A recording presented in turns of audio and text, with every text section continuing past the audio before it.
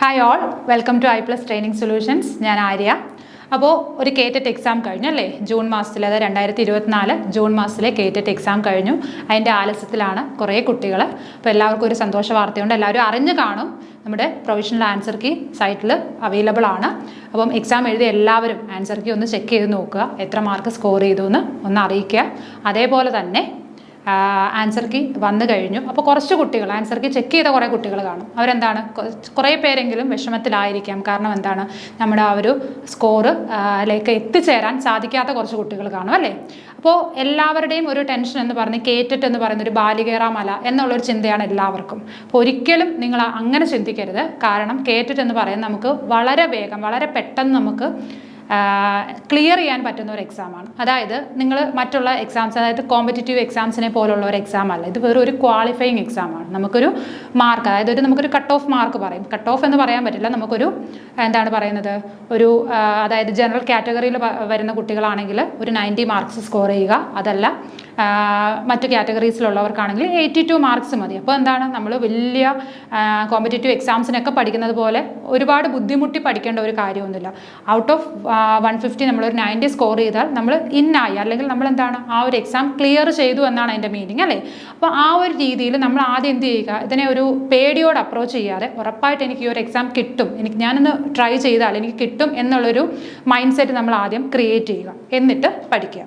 അപ്പോൾ iPlus നിങ്ങൾക്കായിട്ട് കേറ്ററ്റ് കാറ്റഗറി 1, കാറ്റഗറി 2, കാറ്റഗറി 3, കാറ്റഗറി 3യിൽ തന്നെ ഇംഗ്ലീഷ്, മലയാളം, മാത്സ്, അതേപോലെ തന്നെ നാച്ചുറൽ സയൻസ്, ഫിസിക്കൽ സയൻസ്, ഈ 5 സബ്ജക്ട്സിലേക്കും നമ്മൾ കോഴ്സ് പ്രൊവൈഡ് ചെയ്യുന്നുണ്ട്. വളരെ അഫോർഡബിൾ ആയിട്ടുള്ള റേറ്റിൽ ആണ് നിങ്ങൾക്ക് കോഴ്സ് പർച്ചേസ് ചെയ്യാം.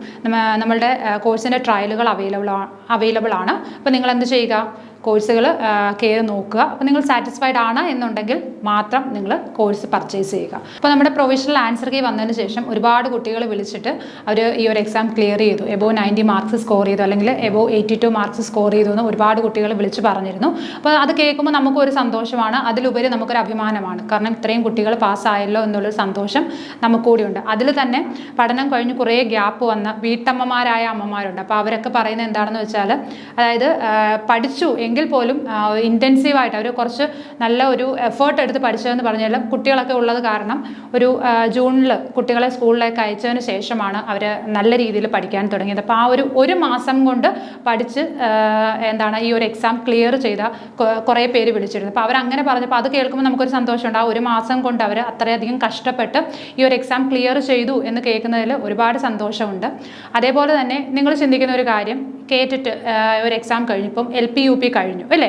ഈ ഒരു ജൂലൈ മാസം കൊണ്ട് LP-UP എക്സാം കഴിഞ്ഞു, പിന്നെ കേറ്ററ്റ് ക്ലിയർ ചെയ്തതുകൊണ്ട് എന്താണ് പ്രയോജനം? അപ്പോൾ അങ്ങനെ ചിന്തിക്കുന്ന കുറേ കുട്ടികൾ കാണും. അപ്പം അവരുടെ ഡൗട്ട് ക്ലിയർ ചെയ്യാനായിട്ട് പറയുകയാണ്, ഈ ഒരു കേറ്ററ്റ് എക്സാം നമ്മൾ പാസ്സായി കഴിഞ്ഞു കഴിഞ്ഞാൽ നമ്മളൊരു LP-UP മാത്രമല്ല ഫോക്കസ് ചെയ്യുന്നത്, അതിനപ്പുറത്ത് നമുക്ക് ഒരുപാട് NCA എക്സാംസ് വരും.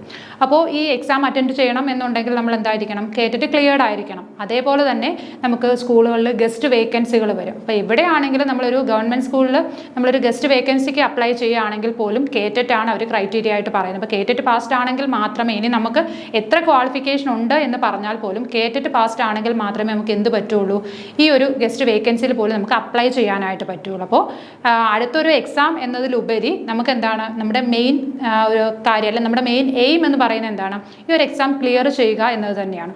അതേപോലെ ഡിഗ്രി പ്ലസ് BEd ഉള്ളവർക്കാണെങ്കിൽ ഇനിയിപ്പം ഇംഗ്ലീഷൊക്കെ എടുത്ത് ഓപ്റ്റ് ചെയ്ത കുട്ടികളാണ് എന്നുണ്ടെങ്കിൽ ഇപ്പം HSA ഇംഗ്ലീഷ് പോലുള്ള എക്സാംസ് വരുന്നുണ്ട്. മറ്റു സബ്ജക്ട്സിലേക്കും HSA എക്സാംസ് വിളിക്കുന്ന ഒരു ടൈമാണ്. അപ്പോൾ LP-UP അല്ലാതെ HSA എക്സാംസിന് പ്രിപ്പയർ ചെയ്യുന്ന കുട്ടികളാണെങ്കിൽ അവരും വരുന്ന, അതായത് അടുത്ത സൈക്കിൾ എന്ന് പറഞ്ഞാൽ ഡിസംബറിലാണ് വരുന്നത് അല്ലേ? അപ്പോൾ ആ ഒരു എക്സാമിന് വേണ്ടിയിട്ട് നന്നായിട്ട് പ്രിപ്പയർ ചെയ്യുക. അപ്പോൾ നിങ്ങൾ ചിന്തിക്കുക, ഇതിപ്പോൾ ജൂൺ മാസമാണ് അല്ലേ? ജൂലൈ സ്റ്റാർട്ട് ചെയ്തു, ജൂൺ മാസമല്ല ജൂലൈ സ്റ്റാർട്ട് ചെയ്തു.